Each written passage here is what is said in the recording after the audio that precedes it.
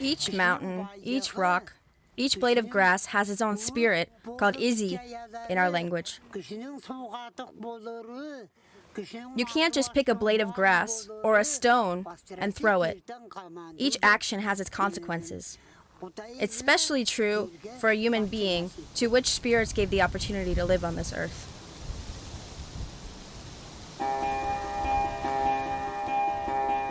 According to the census of 2010, there are only 3,712 Telengits. All that the local nomadic stock breeders possess are their family pastures. Every year in the beginning of summer, the head of the communities, the head of families, women and children gather together for the ceremonial prayer to mark the start of the summer migration. They still follow the moon calendar, according to which they move away from the familiar spot only after the first summer new moon at the start of June.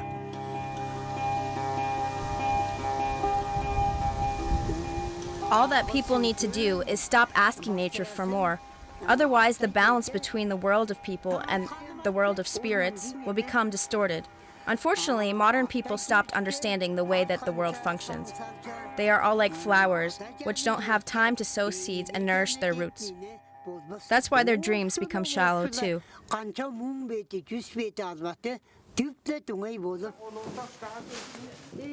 This is Maria Torlunova, one of the last keepers of traditions and wisdom of these people. The Telengits address her as Dian Adiezi, the elder sister. They prefer calling her not a shaman, but the guardian of the people. It is the elder sister who chooses the place and date for the rituals similar to this one. For the first time in many years, she has moved them to a much later date. It is due to the unusually dry spell in the valley and the ongoing snowfalls in the mountains.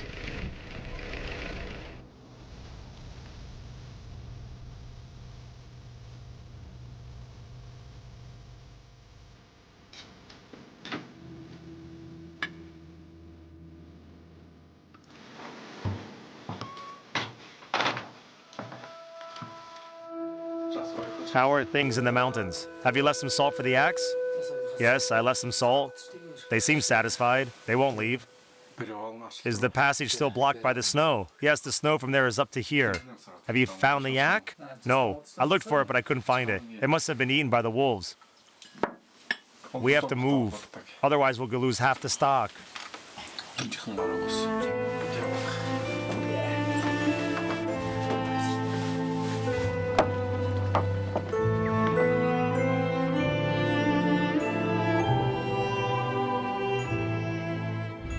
I am Sana. My brothers are Chechen and Renat. My father is Vladimir. My grandfather is Biche. We come from a family of Akiobiak. Before we had two communities, the Sergei, which means vigorous, and Melche, which means herdsman. In Soviet times, we were given Russian names, Sergeyev, Malchinov. Our ancestors tended their cattle here, in the valley of the Elengash River. We are moving from here to the source of the sacred river of life at the foot of our Dian Iektu mountain.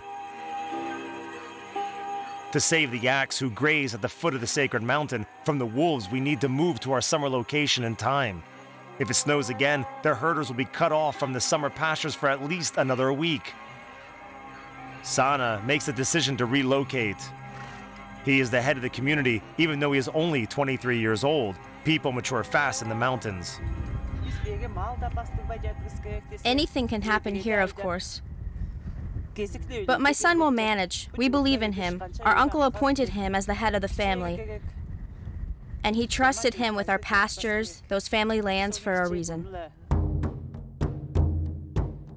Sana has to save the stock, living up to his uncle's expectations.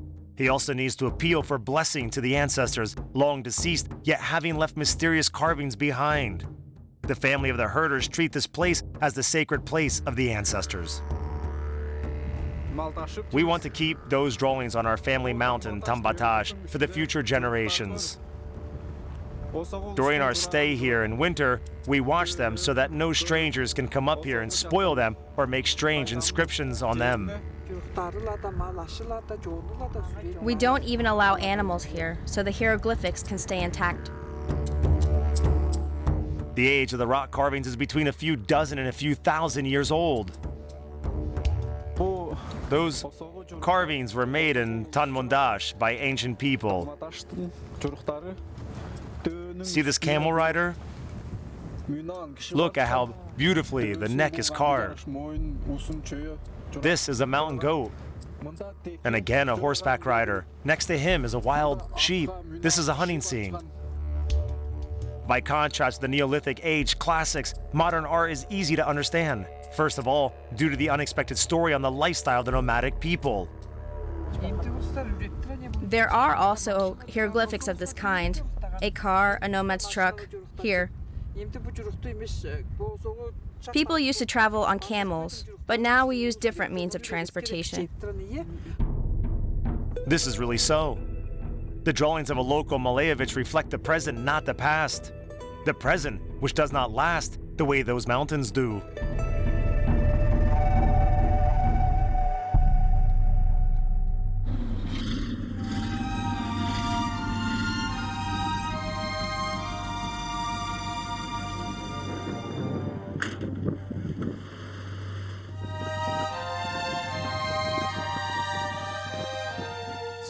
We normally stop here to honor our spirits to ensure that our journey is successful and so that the spirits will allow us to enter our cherished lands. This is one of the oldest Telengit customs. It goes back to the times of the shaman's sacred rites of offering sacrifices at mountain passes. The sacred Dialama ribbon, which connects the world of the living to the world of spirits of the Altai, has always remained one of its main features. Sana is at the mountain pass in his capacity as head of the community for the first time. He has to perform the worship ritual and at the same time not exhaust the patience of the spirits and his relatives. May the road be open to us.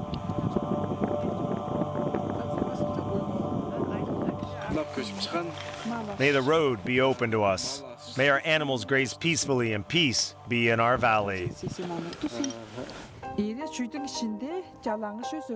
This is how each year we move from our winter place, the place of our uncle, Vladimir Sablokov, to the summer pastures. We call this sanctuary, made of stone, Ule. Here we give our offerings to Altai Kudai so that he supports us.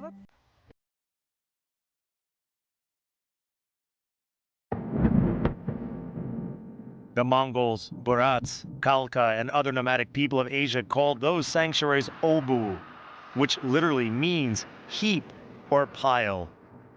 They are located on the roads on the mountain passes.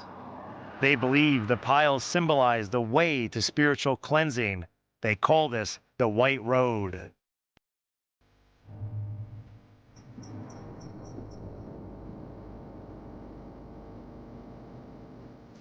We will need to prepare the place. Have you got everything? When we get there, we will make an urt and kill a lamb. In the meantime, let's go by horseback. It is around 10 kilometers to the sacred mountain of Yektu. The biggest part of the journey is done.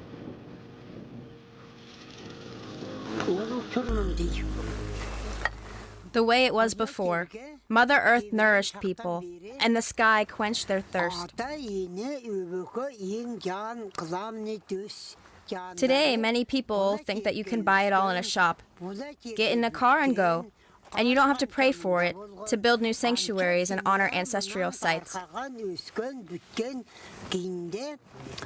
But what if one doesn't live in the city, but dreams of something different? About good pastures, weather reports that would allow one to change location in a timely manner.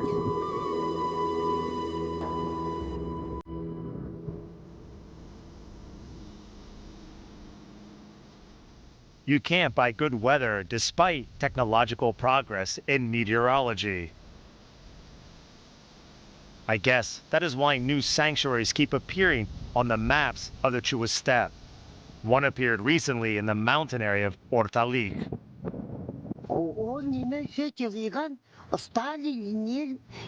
Each family used to have their own sanctuary, not here though, but in the valley. But in the times of Lenin and Stalin, many of those were destroyed. The Altai Stonehenge was built by the uncle of Sana, Vladimir Sablokov. It was built on the site of an ancient sanctuary which was destroyed in the 1930s. The new sanctuary was named Tagil. Similar to the ancient temples, this place is oriented to the cardinal directions and divides a symbolic circle into 4 equal parts, the focal point of which is the central altar, Achok. We devote this ritual to our god, Altai Kudai. We give him the best part of the sacrificial lamb as an offering.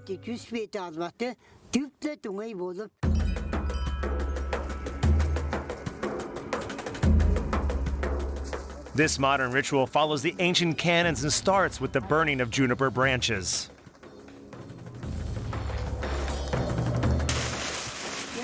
We call this ritual Dizan, feeding the fire with flesh, a type of offering presented by fat and the meat of a lamb. After that, we sprinkle the rocks of the temple with shegyan. It is something like thick yogurt. This tradition goes back to the beliefs preceding the shamanistic traditions. When the first Tibetan monks came to Altai, they introduced new white faith, Ak, Dian, or Burkanism.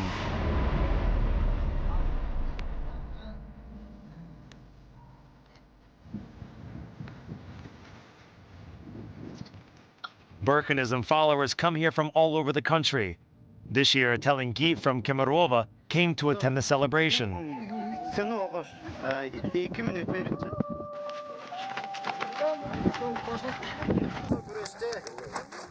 He is not fighting for the white faith.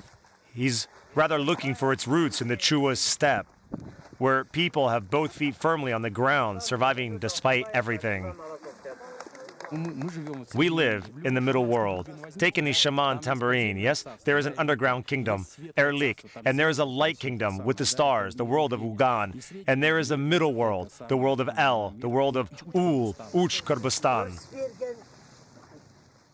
Telengits consider themselves to be Christian, but despite their religion, they continue to perform shamanistic rites and rituals of the distant ancestors. Although that is easy to explain, Christianity was introduced to them only 150 years ago.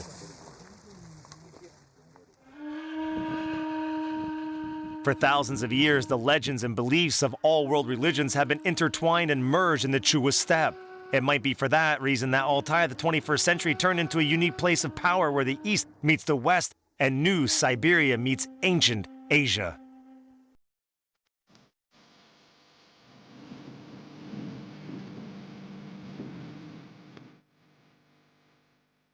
Today, the local historian is going to visit the sacred places again. This time, Krai, for the first time, takes his grandchild to the Usted Plateau. The locals said that next to one of the stelae, they saw a slab with a rock carving on it, which can easily be taken by one of the tourists. It's better to keep those where they belong. Come here, son, and I'll stay on the other side. This is an ancient Turkic monument, a memory left by our direct ancestors. A letter written in Orkan Turkic. The language of the ancient nomads is carved here. How did our ancestors pray? How did they worship those rocks? And why, Grandpa? If you look at this part of the rock, you will see strange figures here. These are the drawings of shamans, the people who held the knowledge in the past. This is their leader. Can you see? The one holding a tambourine. Those monuments are sacred to us. They hold special power. I am helping to preserve those for you, and you should preserve them for your children.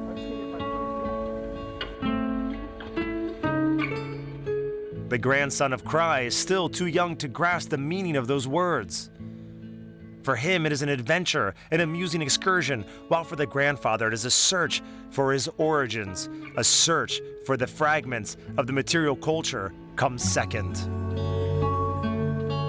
In order to understand it, though, to keep it in your heart, you don't have to go on a pilgrimage the way Krai does. It can put you in touch with the past, but it will not teach you how to feel in the present, to be a Telengit here and now.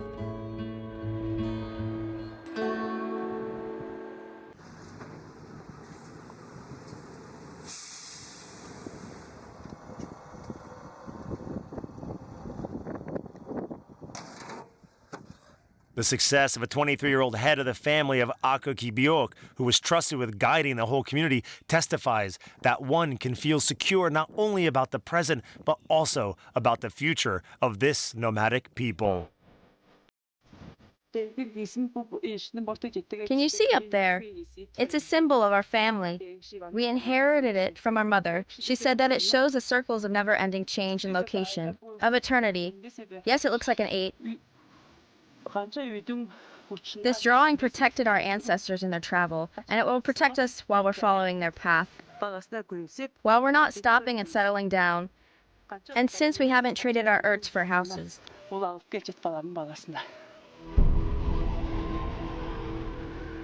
As soon as the nomad starts decorating his home with superfluous things, furniture, devices, it spells the end for him.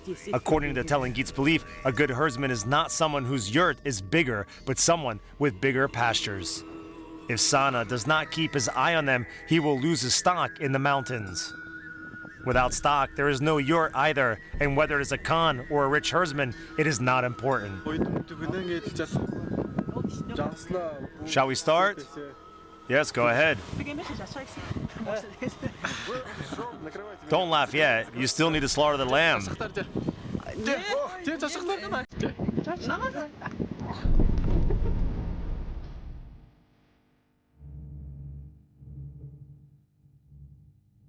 A shepherd is one of the oldest occupations on earth. They have been around since the times of the Old Testament. The herders of the Chuya steppe are not biblical characters and far from being shepherds of human souls. But they've inherited something which is no less valuable, the memory of their ancestors.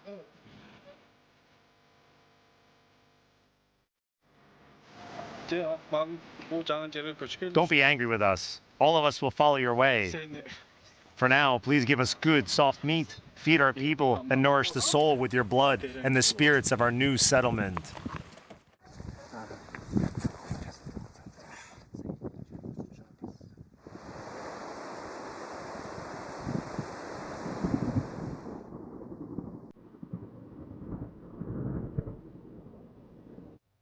It sounds like a prayer, an appeal to the spirits and a request to bless this sacrifice. There is no way to avoid this ancient ritual.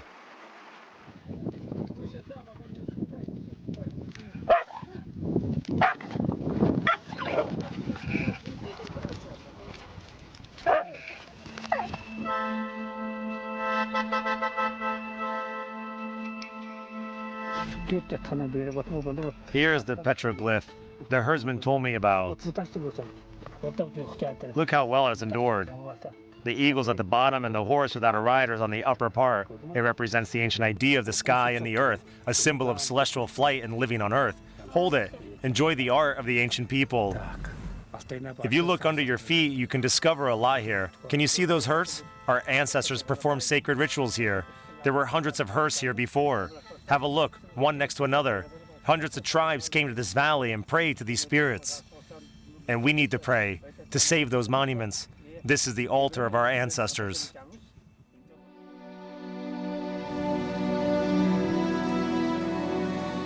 By contrast with Krai, Sana and his brothers have lived next to those ancient tombs side by side since childhood. They treat those places as paths that should not be walked on by the living. The dead have their fate, the living have a different one. To tend the cattle and not to anger the spirits of the sacred mount of Iektu, where the shepherds have finally arrived. A black bull is here, which means that the rest of the flock is here too. Nobody has gotten lost. Yes, the white-faced yak is also here. And look, there are a lot of calves now. I can see one. The white-headed one gave birth. The one with the black eyes. The one further away there. Have a look over there. There, further away. Yes, over there. I see. She calved today. It's a good sign. Our sacred mountain, Iektu, the head of the Savior, Texenbash, must have heard us, since we are enjoying such grace. Yes, I agree with you. I hope the pass clears for us too. That'd be superb if the pass clears for us, but we can't have everything at once. For many years, the family stock of Sablak of Sergeyev have found shelter at the foot of Yektu. The yaks are grazing here until the pass is free of snow and it is possible to travel to new pastures. There's enough fodder until autumn. However, so far, Sana is powerless to change anything. The herdsmen of the Chua Valley can only hope that the wolves will not arrive here before they can relocate, and that the spirits will hear the prayers of the people.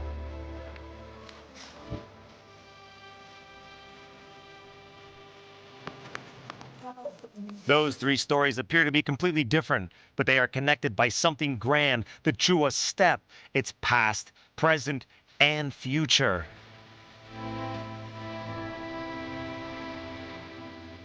The culture of the Telengits, as of all people, is not measured by the achievements of the past generations, legendary heroes, victories, or splendid antiquities, but by the way the new generation preserves their culture in the now. Seeing a world in a grain of sand, an eternity in an hour. This is what constitutes the soul of a family, a nation, and the entire humankind.